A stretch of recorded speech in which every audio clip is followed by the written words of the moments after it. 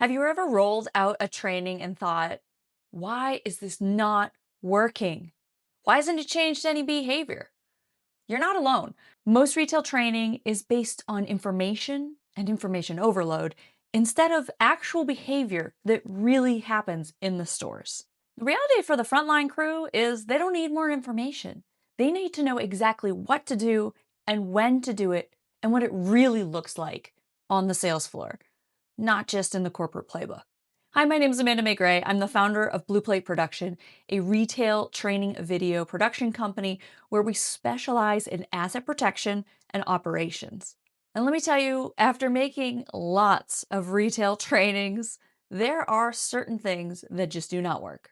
Number one, the trainings fail because they're unrelatable. Nowadays, with YouTube and social media, we're used to seeing people like this talking one on one to the camera in an everyday setting.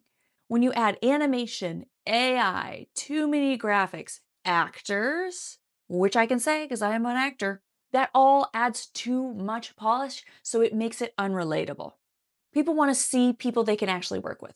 People want to see individuals they can relate to. So when we're actually filming with your people, it comes across as authentic and genuine. And that's really what we're all craving more and more. And what the new social media era has really instilled in us. People don't want to see overproduced, overacted, and just generally not a human being. They want to see real people that they could actually run into in another store or maybe even their own. The second reason is you're using too much corporate jargon. I was literally talking to a client of mine today, and he's high up in the asset protection world for his company, for his retail company. And we were talking through the script, having a one on one, and we realized we didn't just come out and say what the video was for. Point blank. How are people supposed to know and filter through and decipher all the corporate jargon? And you know what I'm talking about. There are words like the policies and the procedures and this execution. Like, you just need to say, this is when you need to pick up the phone and call the police. Cut all that other stuff out. We got to talk to these human beings like they're human beings. We got to talk to the people who actually are working on the sales floor, customer facing in real world situations. When you muddle it up with all this corporate jargon that is normal to you and you understand in the corporate office and everybody else understands too in the corporate office, but the people on the front line, well, they just don't talk that way. So one thing we got to work on is getting in the mindset of the end user, which is mistake number 3. You have got to think about your audience. Who are you talking to? Who is this message for? If I'm talking to store managers, that's going to be a different form of communication than if I'm talking to AP people or if I'm talking to the frontline worker, the sales associate on the floor in jewelry, in women's clothing, at the registers, ringing up people, trying to manage 5 self-assist checkouts and prevent things from happening. We got to talk to that end user who the video is specifically made for and use their language. So that's kind of a combo. Think about the end user and use their language. Don't speak corporate mumbo jumbo. Look, it has its place and it works for most of us, but let's be honest, we all know what corporate mumbo jumbo is, and we all know it is not nearly as effective than how Terry in Camp Creek is going to say it to her actual employees. Talk like them, utilize them. And honestly, when we're on a shoot, that's what I have.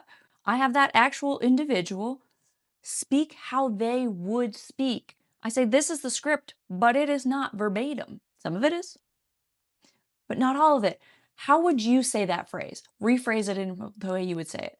People don't use words like containers, they use words like bags.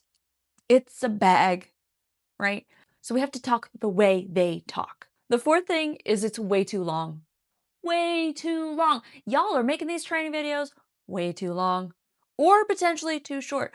The rule of thumb is as long as it needs to be, as short as it can be, which means address one topic, just one topic, and make sure you address why we're talking about it, what is important about it, what it is specifically, maybe what to do, what not to do, say it plain, just what they need to hear.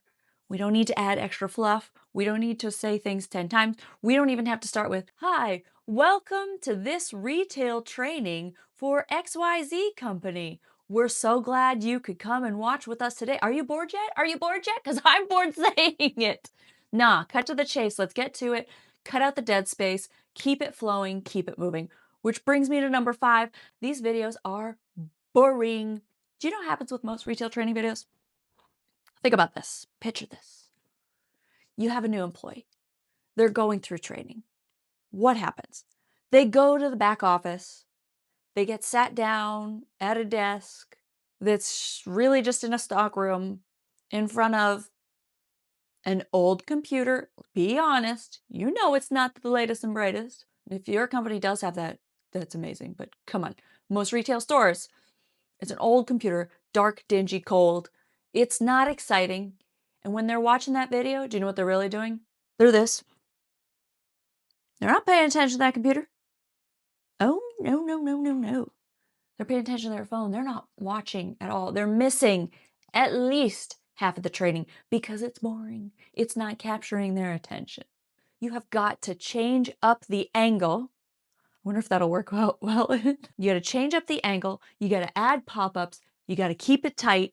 You got to cut line by line. You got to be a little bit ruthless, but still intentional. And when we make these videos so that they are considering the end user, they are relatable because we're utilizing the actual people who they might run into or even them. We cut out corporate jargon and we start talking to the person the way they would be talked to, the way they talk. We keep it as short as it can be with as long as it needs to be. Keep it moving. And then you got yourself a great training video, or at least the makings of one, or the foundation, or the outline.